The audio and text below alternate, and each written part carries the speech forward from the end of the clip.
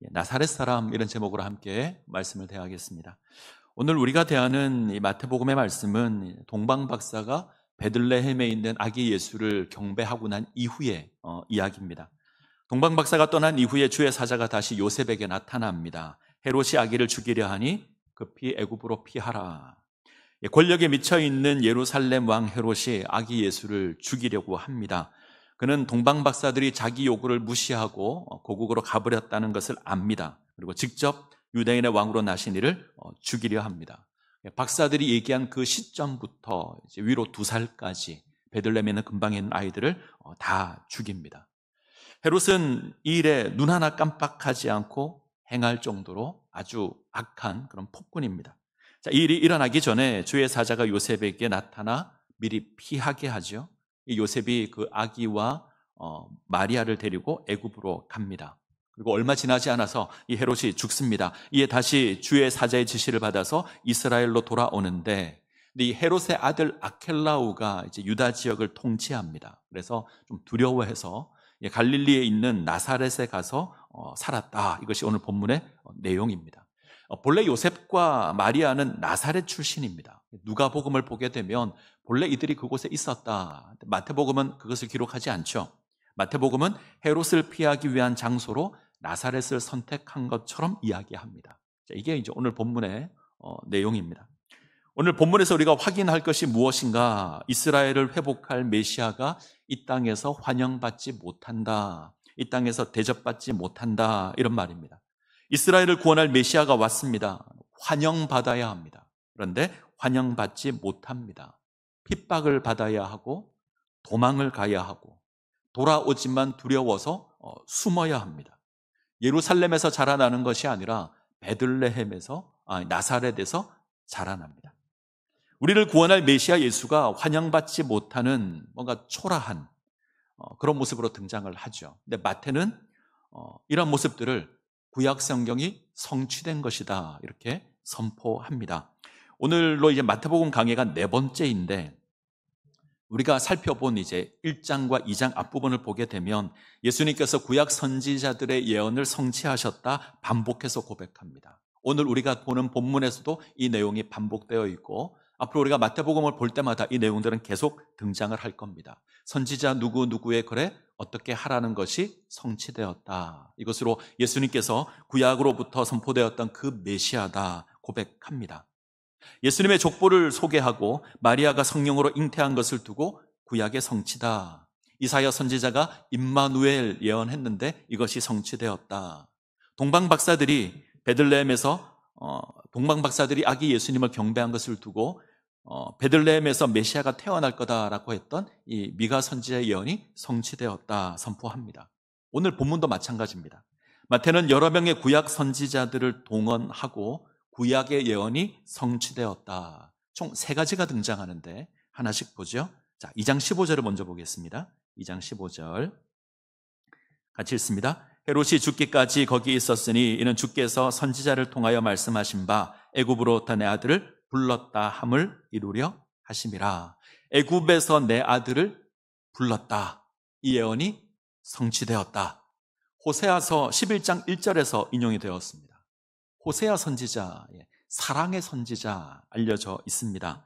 그는 타락한 여인 고멜과 결혼한 북이스라엘의 선지자입니다. 타락한 여인과 결혼하는 것도 쉽지 않은데 이 여인이 쾌락을 찾아서 도망을 가죠. 그런데 호세아는 다시 가서 그 여자를 찾아와야 합니다. 돈을 주고 값을 치르고 다시 찾아와서 그를 사랑해야 합니다. 이런 호세아를 두고 사랑의 선지자다. 그리고 이 호세아의 모습을 통해서 하나님의 변함없는 사랑을 이야기합니다. 호세아 11장 1절을 보시면 이스라엘이 어렸을 때에 내가 사랑하여 내 아들을 애굽에서 불러냈거늘. 이스라엘이 어렸을 때에 하나님께서 이스라엘을 애굽에서 이끌어냅니다. 우리가 조금 더 읽어나가면 걸음마를 가르치고 아프면 치료하여 주고 힘들면 안아줍니다. 그렇게 이스라엘을 세웠습니다. 근데 이스라엘이 하나님을 거역하죠. 하나님을 멀리합니다. 걸음마를 가르친 건 하나님인데 하나님께로 가지 않고요, 바알에게로 갑니다. 하나님을 잊어버리고 하나님을 거역합니다. 그런데 하나님은 이스라엘을 포기하지 않고 끝까지 사랑하십니다. 오늘 마태가 애굽에서 내 아들을 불렀다, 이 예언이 성취되었다 선언하는 건 이 포기하지 않는 하나님의 사랑으로 이스라엘을 구원하여 내신다. 하나님께서 친히 애굽으로 가셔서 이스라엘이 430년 종살이한 그 아픔을 친히 감당하는 것으로 그렇게 구원하신다, 이렇게 선포하는 겁니다. 이것이 첫 번째 예언이고요. 두 번째 예언은 예레미야의 예언입니다. 자, 2장 17절 18절 볼까요? 같이 읽습니다. 이에 선지자 예레미야를 통하여 말씀하신 바, 라마에서 슬퍼하며 크게 통곡하는 소리가 들리니 라헬이 그 자식을 위하여 애곡하는 것이라. 그가 자식이 없었으므로 위로받기를 거절하였도다 함이 이루어졌느니라. 헤롯이 아기 예수를 죽이기 위해서 베들레헴 근방의 2살 아래 모든 아기들을 다 죽입니다. 이 비극적인 사건이 일어났는데 성경은 예언의 성취다. 예레미야의 예언은 남유다가 망하여 포로로 잡혀갈 때 통곡의 소리가 있었습니다. 근데 누가 통곡하냐면 라헬이 통곡합니다. 라헬은 야곱의 두 번째 아내입니다. 첫 번째 아내는 레아입니다. 원래 야곱은 라헬을 사랑했죠. 그래서 아내를 삼고 싶었지만 사기꾼 장인을 만나서 라헬이 두 번째 부인이 됩니다. 라헬 입장에서 보면 굉장히 속상했을 겁니다. 자기가 첫 번째 아내가 되어야 되는데, 어쩌면 유일한 아내가 되어야 하는데 그가 두 번째 아내가 됩니다. 더 속상한 일은 레아에게는 자녀가 있지만 라헬에게는 자녀가 없습니다. 그래서 속상합니다. 자신의 여종을 내어주기까지 합니다. 그렇게 해서라도 아이를 낳겠다, 라헬이었습니다. 근데 이 라헬이 11번째 아들을 놓죠. 요셉. 12번째 아들도 놓습니다. 베냐민. 근데 이 베냐민을 놓다가 죽습니다. 난산이 되어서 죽는데, 이 베냐민을 낳다가 죽은 장소가 베들레헴입니다. 라마라고 되어 있는데 사실상 같은 장소입니다. 라헬이 베냐민을 낳다가 죽는데 그때 이스라엘을 위해서 통곡합니다. 역사를 보면 바벨론이 라마에서 이스라엘 백성들을 포로로 잡아갔습니다. 예레미야는 이것을 두고 라헬이 통곡한다. 자, 예레미야 31장 15절 제가 읽겠습니다. 여호와께서 이와 같이 말씀하시니라. 라마에서 슬퍼하며 통곡하는 소리가 들리니 라헬이 그 자식 때문에 애곡하는 것이라. 그가 자식이 없어져서 위로받기를 거절하는도다. 라헬이 자식을 위해서 애곡하는데 이유가 자식이 없어져서. 라헬이 베냐민을 놓고 죽을 때 라헬이 이 두 아들이 어떻게 될 그 고난을 라헬이 봅니다. 먼 미래의 모습들을 봅니다. 역사를 보면 라헬의 자녀들이 사라지죠. 요셉이 사라지고 베냐민도 사라집니다. 요셉이 애굽에 팔려가고 베냐민 역시 나중에 애굽으로 갑니다. 요셉이 불러서 가는 것이지만 사실상 잡혀간다, 이렇게 생각을 하는 거죠. 그래서 탄식합니다. 이 사건을, 이 슬픔을 이스라엘이 바벨론 포로로 잡혀가는 것으로 묘사를 하는 거죠. 이스라엘이 망해서 포로로 잡혀갑니다. 라헬은 자신의 후손들이 사라지는 것을 보고 그것을 슬퍼하는 겁니다. 이 예언이 성취되었다고 하는 건 예수님께서 이 슬픔을 감당하고 계신다. 모든 것을 잃어버린 이 여인의 슬픔을 예수님 감당하고 계십니다. 아이가 없었던 여인, 그래서 서러움 가운데 살아야 했던 이 여인이 인생의 마지막에 두 아들을 잃어버리는데 예수님께서 그 슬픔을 감당하십니다. 예수님께서 우리의 슬픔을 감당하십니다. 우리의 질고를 지고 우리의 슬픔을 감당하십니다. 우리 연약함을 감당하시는 예수님이십니다. 이것으로 예레미야의 예언이 성취되었다. 자, 세 번째는 나사렛 사람에 관한 예언입니다. 예수님의 목숨을 찾던 헤롯이 죽자 다시 이스라엘로 돌아옵니다. 근데 요셉은 헤롯의 아들 아켈라오가 유다의 왕이 되었다라는 소식을 듣고요, 베들레헴으로 가지 않고 갈릴리 나사렛에 가서 삽니다. 왜 나사렛일까? 누가복음을 보게 되면 왜라는 이유는 없습니다. 원래 나사렛에 살았습니다. 요셉과 마리아가. 유대 베들레헴 출신이지만 갈릴리 나사렛에서 사는 겁니다. 자신들이 살았던 곳으로 돌아가는 건데 마태는 그 내용을 기록하지 않죠. 그가 유다에 있는 것을 두려워해서 나사렛으로 갔다. 이것으로 예언이 성취되었다. 마태가 보기에 나사렛은 숨어 살기 좋은 곳입니다. 아주 작아서 사람 눈에 띄지 않는, 사람의 주목을 받지 않는 곳입니다. 자, 2장 23절. 2장 23절 같이 읽습니다. 나사렛이란 동네 가서 사니 이는 선지자로 하신 말씀에 나사렛 사람이라 칭하리라 하심을 이루려 함이로라. 자, 이 예언이 좀 어렵습니다. 왜 어렵냐면 마태는 예수님께서 나사렛이라고 하는 동네에 와서 살아간 것이 구약 선지자의 예언이 성취되었다라고 고백하는데 구약 성경 어디를 봐도 이 구절은 없습니다. 구약 성경 어디를 찾아도 예수님이 나사렛 사람이라 칭한다 이 말씀은 없습니다. 심지어 나사렛이라는 단어도 구약 성경에는 안 나옵니다. 그런데 예언이 성취되었다. 좀 어렵죠. 그러면 이 마태가 잘못 기록한 건가 혹은 사기를 치는 건가 이렇게 생각하시면 좋을 것 같습니다. 구약 성경 가운데 하나님의 이름이 한 번도 안 나오는 성경이 있습니다. 혹시 아십니까? 에스더가 안 나옵니다. 에스더를 보게 되면 하나님의 이름이 한 번도 안 나옵니다.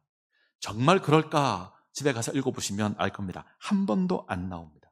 그런데 이 에스더의 내용을 에스더스는 하나님께서 이스라엘을 구원하신 놀라운 역사 이야기입니다 라고 말하면 틀린 얘기일까요? 맞는 얘기일까요? 맞는 얘기입니다. 하나님의 이름이 등장하지는 않지만 하나님께서 이스라엘을 구원한 놀라운 이야기가 에스더스입니다. 하나님의 이름이 나오지 않지만 맞습니다. 세 번째 예언은 마치 그런 겁니다. 나사렛이라는 단어가 나오지 않지만 나사렛 출신이다라고 하는 이것이 성취되었다 이렇게 말할 수 있습니다.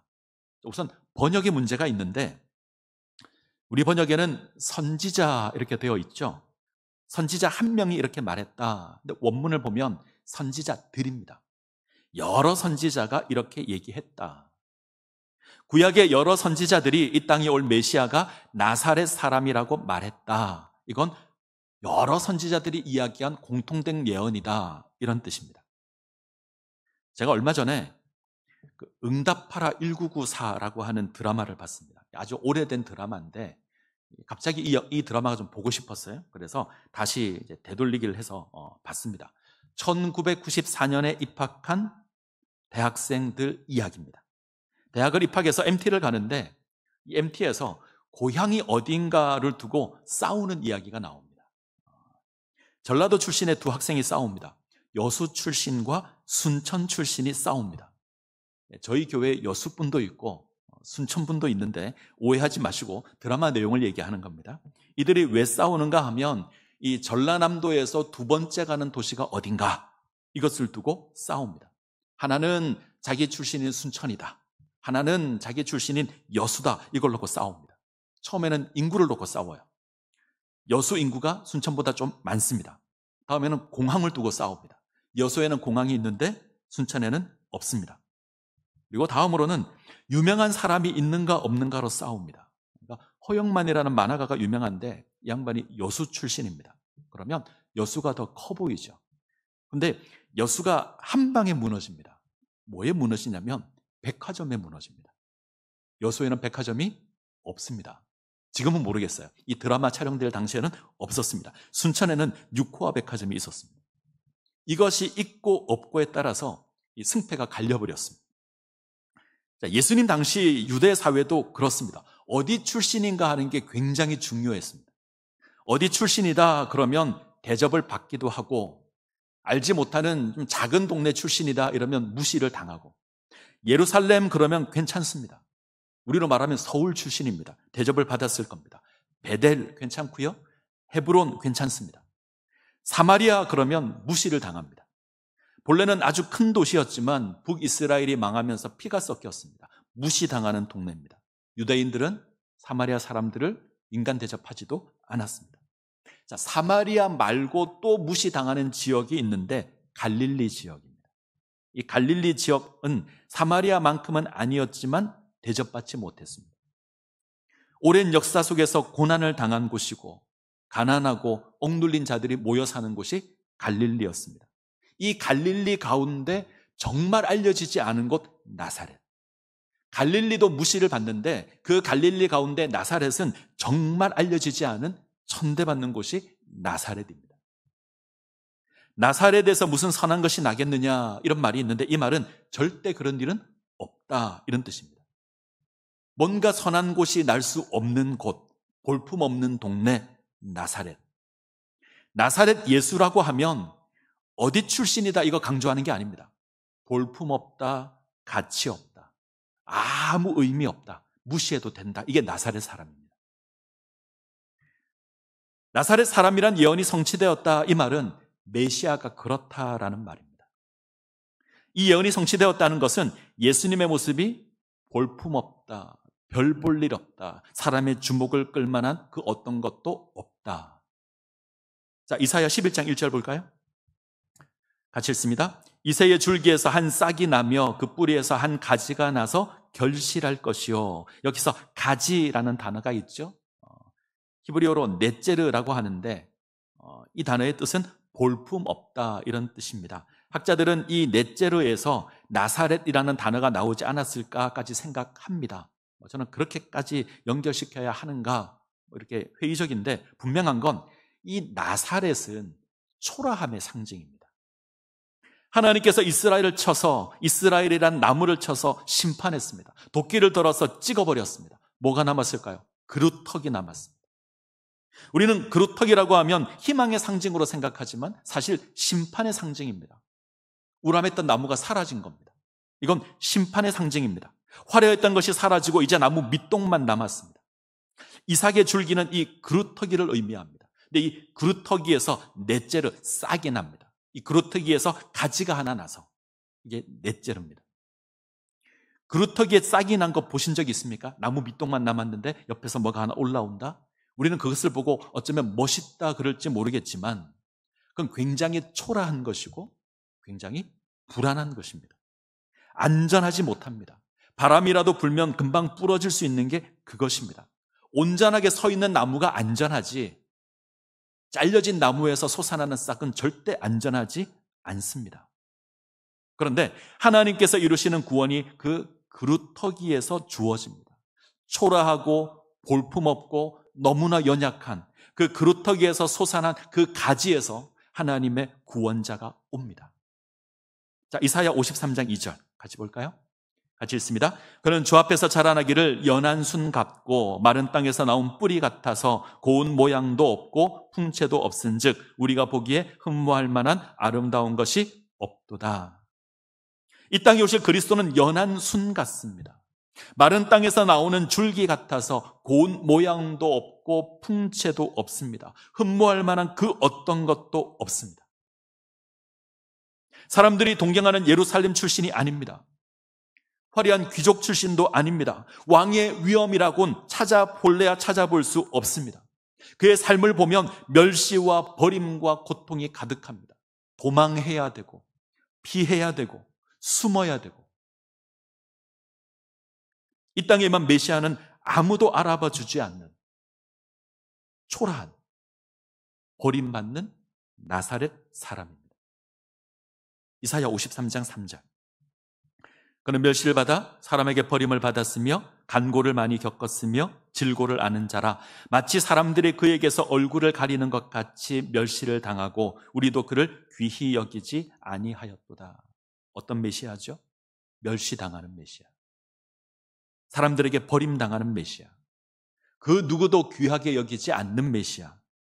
이 메시아의 모습을 한마디로 고백하면 나사렛 사람입니다.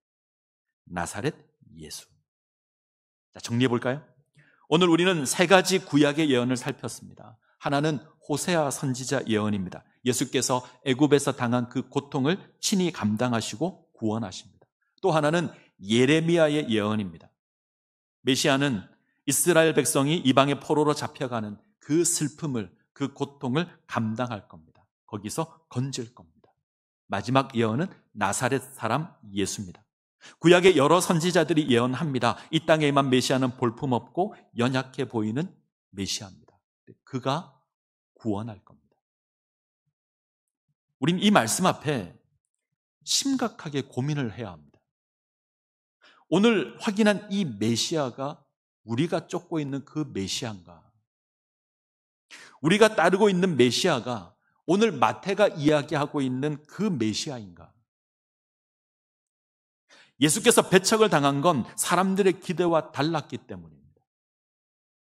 고난당하고 초라한 모습으로 왔는데 사람들은 그렇게 생각하지 않았습니다. 사람들은 메시아가 오면 화려한 왕이 올 거라 기대했습니다. 예수는 그렇지 않았습니다. 아무도 나사렛 예수라고 생각하지 않았습니다. 기대와 달랐기에 배척했고 십자가에 넘겨졌고 못 박아 죽였습니다. 혹시 우리가 쫓는 메시아가 그러지 않습니까? 우리가 화려한 왕을 쫓고 있는 것 아닙니까? 예루살렘의 왕을 찾고 있는 것 아닙니까? 그 예루살렘의 왕으로 말미암아 나의 삶이 화려해지기를 원하지 않습니까? 하나님의 아들이신 예수님께서 이 땅에 오셨습니다.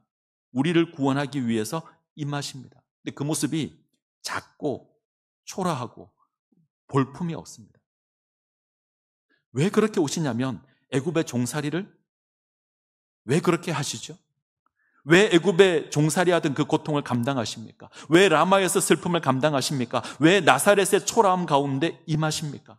그렇게 하는 이유는 우리를 건져내기 위해서입니다. 우리를 죄에서 구원하기 위해서입니다. 430년 죽음의 종살이하던 그 이스라엘을 구원하기 위해서 이 땅에 오십니다. 헤롯이 아기를 죽이려 했던 것처럼 애굽의 바로가 아기를 죽였습니다. 말 그대로 죽음의 땅에서 살아갑니다. 근데 하나님 건져내셨습니다. 그것을 위해서 이 땅에 오셨습니다. 우리의 슬픔을 감당하십니다. 이 땅을 살아가면서 지니는 슬픔, 탄식, 어쩌면 억울함, 하나님께서 아시고 건져내십니다. 아이를 잃은 슬픔과 탄식을 감당하십니다. 이것을 위해서 오셨습니다. 이 일을 위해서 나사렛 예수로 오십니다. 그는 화려한 왕이 아니고 군림하는 왕이 아니고 낮아져서 섬기는 왕입니다. 우리가 이 예수를 따른다면, 우리가 이 나사렛 예수를 따른다면 우리의 모습도 그래야 합니다. 이 세상에서 하나님의 백성으로 살아가는 것이 쉽지 않습니다. 왜요? 우리는 나사렛 예수를 믿거든요. 그것이 얼마나 어려운가 하면 때로는 도망을 가야 하고, 때로는 숨어야 하고, 때로는 두려워해야 합니다. 때로는 슬픔과 탄식의 삶을 살아야 합니다. 어쩌면 속상한 일도 넘쳐날 겁니다. 예루살렘이라는 출신의 그 간판을 다는 게 아니라 나사렛 사람이라는 그 간판을 달아야 합니다. 사람들이 무시할 겁니다. 이 속에서 하나님의 백성으로 사는 겁니다. 이게 어렵습니다. 정말 어렵습니다. 그러나 그것이 어렵지만 그것을 행해야 합니다. 왜? 우리가 그 예수를 믿기 때문에. 나사렛 예수를 외면하시면 안 됩니다. 나사렛 예수를 못 본 채 하시면 안 됩니다. 우리는 마리아를 데려오는 요셉이 되어야 하고 아기 예수를 찾아 경배하는 동방 박사가 되어야 합니다. 기꺼이 이 일을 감당해야 합니다. 우리는 예루살렘의 종교 지도자들이 되시면 안 됩니다. 이들은 동방 박사들이 유대인의 왕으로 나실 일을 찾는다는 것을 뻔히 압니다. 예루살렘이 소동했을 정도로 모를 수가 없었습니다. 그런데 아무도 예수를 찾지 않습니다. 메시아가 어디서 태어나는 것도 이들은 압니다. 구약 선지자의 예언을 정확하게 아는 자들입니다. 아무도 안 갑니다. 그 누구도 베들레헴으로 가서 유대인의 왕으로 나신 아기 예수를 찾지 않습니다. 헤롯이 두려워서요. 세상이 두려워서요. 이들은 애굽으로 내려가는 고난을 두려워합니다. 나사렛 사람으로 살아가는 것을 거부합니다. 이들은 예루살렘에서 부귀 영화를 누리기를 원합니다. 간판은 하나님을 섬기는 제사장이고요. 간판은 하나님의 말씀을 맡은 서기관입니다. 근데 하나님 없는 삶을 삽니다. 우리는 물어야 될 겁니다. 나는 나사렛 사람인가? 예루살렘 사람인가? 나는 나사렛에 있는가? 나는 예루살렘에 있는가? 우리는 예루살렘의 헤롯을 쫓는 자가 아닙니다. 나사렛의 예수를 쫓는 자들입니다. 나사렛 예수를 그리스도라 고백하며 이 자리에 있는 자들이 우리들입니다. 우리가 쫓는 예수는 이 땅에 어떤 아름다움도 지니지 않았습니다. 우리를 위하여 고난받으시고 멸시받으시고 버림당하시고 이것으로 하나님과 우리와의 관계를 화목시키시는 하나님과 우리를 화평하게 만드시는 그 메시아입니다. 그것이 우리의 구원입니다. 하나님의 백성으로 살아가시기를 바랍니다. 나사렛 사람으로 살아가셔야 합니다. 이 삶을 살아갈 때 때로 애굽으로 도망해야 될 수도 있고요. 때로는 탄식하며 애통하는 일이 주어질 수도 있습니다. 대접받는 게 아니라 때로는 무시를 당할 수도 있습니다. 그러나 이 길을 포기하시면 안 됩니다. 마지막 때인데 이 마지막 때를 살아갈 때에 우리에게 이런 일은 더욱더 많이 주어질 겁니다. 도망해야 될 일이 있고 애통해야 될 일이 있고 무시당할 일도 있을 겁니다. 그러나 우리는 이 좁은 길을 걸어야 합니다. 이것이 생명의 길이기 때문에 그렇습니다. 자, 이 일에 있어서 기억할 것이 하나 있습니다. 그것은 하나님께서 우리를 지키신다는 겁니다. 비록 그 모습이 초라하고 고난을 인해서 도망하고 슬픔과 단식이 가득하지만 이 거룩한 아기가 하나님의 보호 가운데 있습니다. 오늘 성경이 하고 싶은 또 하나의 메시지가 이걸 겁니다. 너무 연약하고 너무 나약하지만 하나님 지키실 겁니다. 비록 자기 백성들이 이 왕을 버리지만 하나님은 이 아기를 보호하십니다. 우리가 이 세상을 살아갈 때에 하나님께서 우리를 지키실 겁니다. 우리가 이 땅에서 하나님의 백성으로 살아갈 때 하나님 우리와 함께 하시고 우리를 지키시고 우리를 붙들어 주실 겁니다. 때때로 우리를 해하려는 헤롯을 만날 수 있습니다. 때로는 예수님을 인해서 애굽으로 내려가야 할 수도 있고요. 사망의 음침한 골짜기를 지나가야 될 때도 있습니다. 때로는 애통하고 탄식하는 때도 있을 겁니다. 어쩌면 우리는 비천한 나사렛에서 살아야 할 수도 있습니다. 그런데 하나님께서 지키실 겁니다. 자, 이사야 41장을 볼까요? 자막이 없습니다. 찾죠? 이사야 41장.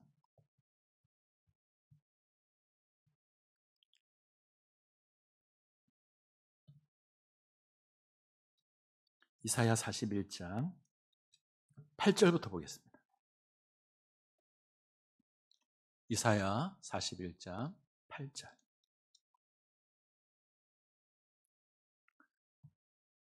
구약성경 1015페이지 이사야 41장 8절부터 13절까지를 보겠습니다. 자, 말씀을 교독합니다. 8절 제가 먼저 읽습니다. 그러나 나의 종 너 이스라엘아, 내가 택한 야곱아, 나의 벗 아브라함의 자손아,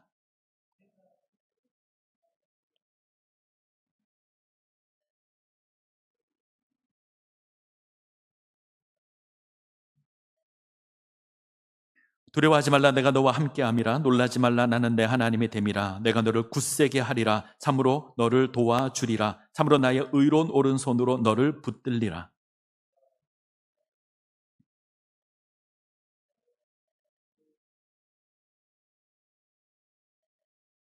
네가 찾아도 너와 싸우던 자들을 만나지 못할 것이요 너를 치던 자들은 아무것도 아닌 것 같고 허무한 것 같이 되리라.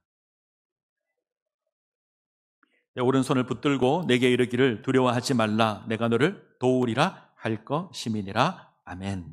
이사야 41장은 이스라엘의 회복을 노래하는 말씀입니다. 지금 이방의 압제 가운데 놓여 있지만 하나님께서 회복시키실 겁니다.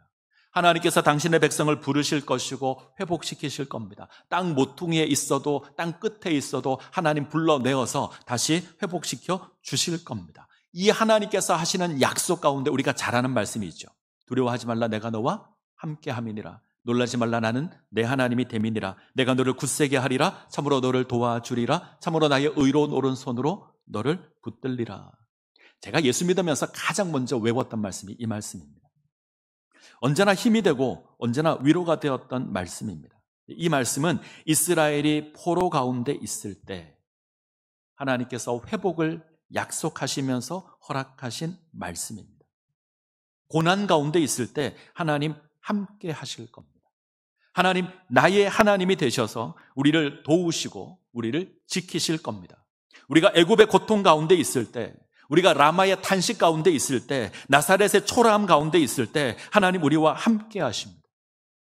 나의 하나님이 되셔서 나를 지키실 겁니다. 자, 13절 다시 한번 볼까요? 이는 나 여호와 너의 하나님이 내 오른손을 붙들고 내게 이르기를 두려워하지 말라 내가 너를 도우리라 할 것임이니라. 하나님께서 그 의로운 오른손으로 우리 오른손을 붙들고 말씀하십니다. 두려워하지 말라 내가 너를 도우리라. 이 약속을 기억하셨으면 좋겠습니다. 우리가 고난 가운데 있을 수 있고 우리가 어려움 가운데 있을 수 있지만 하나님 약속하십니다. 두려워하지 말라 내가 너를 도우리라. 하나님 우리를 굳세게 하실 것이며 하나님 우리를 도와주실 겁니다. 그 능력의 오른손으로 우리의 연약한 오른손을 강하게 붙들어 주실 겁니다. 그러게 이 하나님 바라보시고 이 하나님 의지하시고 믿음의 삶을 살아가시기를 간절히 소원합니다. 기도하시겠습니다.